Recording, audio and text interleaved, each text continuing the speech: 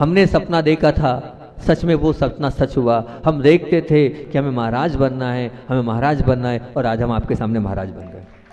ये सपना था, वो पूरा हुआ।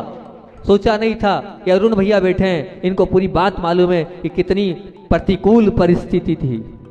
मैं अरुण भैया को इसलिए हमेशा याद करता हूँ कि अच्छे समय में तो सब खड़े होते हैं, लेकिन बुरे समय में भी अरुण भैया ने हमारे साथ दिया। और उस वक्त साथ दिया जब परिस्थिति ये थी, हमारी मतलब ये माना स्वास्थ्य ऐसा था कि आहार लेते थे और उल्टी होती थी ब्रह्मचर्य अवस्था में, और ये भी ठीक। और स्किन डिसीज इतनी थी कि धूप में जैसे ही निकलते थे पूरा चेहरा जल जाता था, इतने नाजुक थे। दोनों बातें ऐसी थी, दोनों प्रतिकूल परिस्थिति थी।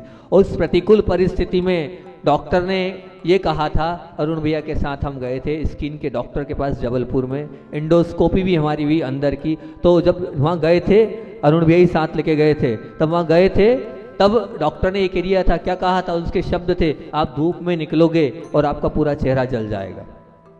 उन्होंने यहाँ बोला, हमारे साथ एक और भाई गए हुए थे, मिंकू भाई से हमने कहा, आचार्य श्री के सामने आपको ये शब्द नहीं बोलना है, आपको तो ये बोलना कुछ नहीं होगा। तो बोले भैया जी कुछ हो गया दीक्षा के बाद? मुझे पूरा विश्वास है कुछ नहीं होगा, कितना ही धूप में चलूंगा कुछ नहीं होगा। और वो पूरा विश्वास था। उन्होंने वहाँ कह दिया, आचार्य श्री कुछ नहीं होगा, विकल्प वाली कोई बात नहीं है, ठीक हो जाएगा। और आज तक ठीक ही है, ऐसा कुछ भी नहीं, क्योंकि प्रतिकूल परिस्थिति बनी है। वो जो उल्टियाँ होती थी, अंदर से विश्वास था ठीक हो जाएगी। आचार्य जी ने आशीर्वाद दिया, महावीर जी चिकित्सालय भेजा, महीने भर वहाँ रहे। अंदर से दृढ़ विश्वास था कि आशीर्वाद है गुरु जी का, ठीक होगा, और ठीक हुआ। उस वक्त पूरा अरुण भैया ने हमारी पूरी सेवा भैया वृत्ति, पूरा वो ध्यान उस समय उन्होंने रखा। तो आज आपके सामने अंदर से विश्वास था, मैं बनूंगा। रोज यही सपना देखता था, अपने आप को सामायिक करते देखता था मैं, नग्न अवस्था में, पीछे कमंडल है, आचार्य श्री संस्कार कर रहे हैं और मेरी जो दीक्षा दे रहे हैं, वो सब देखता था मैं, और वो सब अपने आप घटित हुआ। अब देखो, निश्चित देखो, मैंने तो अपने जीवन का बता दिया। प्रतिकूल परिस्थिति में परिवार वाले बिल्कुल प्रतिकूल थे, वो मना कर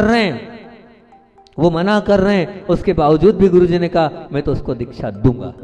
ऐसा अभी तक के इतिहास में नहीं हुआ है कि माता पिता मना कर रहे हो और गुरुजी दीक्षा दें। ये वो हमारी विशुद्धि थी, वो हमारा सपना था, उस सपने को साकार कर लिए। आचार्य जी ने करके बताया, वो इसलिए बताया है क्योंकि हमने वो धारणा पक्की बनी थी कि दीक्षा होनी है, और दीक्षा हुई।